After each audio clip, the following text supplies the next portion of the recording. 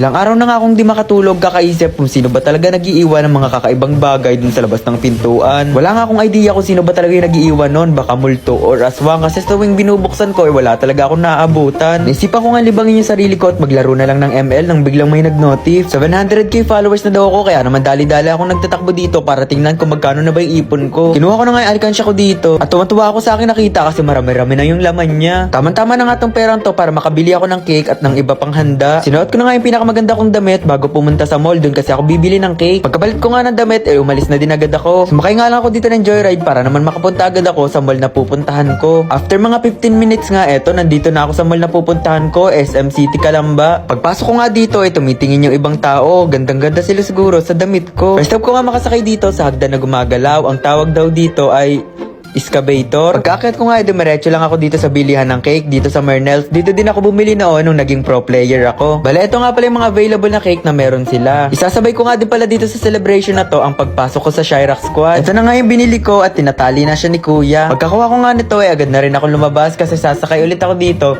sa gumagalaw na hagdan, tong vibrator. Pagdating ko nga dito sa baba nakita ko pa tong mga nagtitinda ng mga hirono. Grabe nga, sobrang dami at nakaka-overwhelm. Paglabas ko nga ng mall, sumakay na lang ulit ako sa joyride kaysa matraffic pa ako. Makalipas nga ang mahabang biyahe, sa wakas nakauwi na ako, dala-dala ko na yung cake na binili ko. Nagpalit nga lang ako dito ng damit kasi bukod sa cake may iba pa tayong handa. Dahil nga 700k followers na ako at nakapasok ako sa Chirac Squad, hindi nga muna sardinas sa tuyo ang iuulam ko. Adobong manok at Bicol Express na manok nga pala ang gagawin ko. Bali ganito nga palang ginawa ko, binukod ko nga yung puro laman at gagawin ko siyang Bicol Express. Tapos doon naman sa may mga buto-buto gagawin ko siyang adobo. Guys, ito yung ipang Bicol Express natin. Tapos ito yung gagawin natin pang adobo.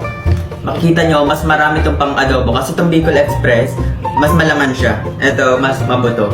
Matapos ko nga mahiwa yung mga manok, sinimulan ko na yung pagbabalat dito ng mga bawang. Matapos ko nga mabalat ang lahat, pinino-pino ko lang to. Matapos ang isang taon na paghiwa, sa wakas, napino ko na rin ang paghiwa nito. Pagkatapos ko nga dun sa bawang, ito namang sibuyas, yung isinunod ko, binalatan ko nga lang pala to, tapos tsaka ako hiniwa. Medyo natagalan nga rin ako sa paghiwa nito, paano ba naman, naluluha ako. Makalipas nga ang isang taon na paghiwa, sa wakas, natapos ko na rin to. Sunod ko na nga rin hiniwa tong napakaraming siling pang sigang. Ewan ko nga kung bakit sa parting to, naluluha pa rin ako, tapos ko naman nang hiwain yung sibuyas. Next ko naman ngang hiniwa dito itong siling labuyo. Dadamihan ko nga rin pala yung hiwa nito kasi gustong gusto ko talaga yung mga maanghang na pagkain. Sa sobrang hilig ko nga sa maanghang, kahit sili kayang-kaya ko nang kainin. Fast forward nga, makalipas ang 5 taon, sa wakas tapos na rin ako sa paghiwa nitong siling labuyo. After ko nga sa mga yon, namang sitaw yung pinagputol-putol ko. Bali ilalaw ko nga rin pala itong pinuputol-putol kong sitaw dun sa lulutuin nating Bicol Express. Ay hindi pala kayo kasali, ako lang pala yung magluluto. Bakit ba dinadamay ko pa kayo? Fast forward nga, sa wakas nakatapos na rin ako sa pagpuputol.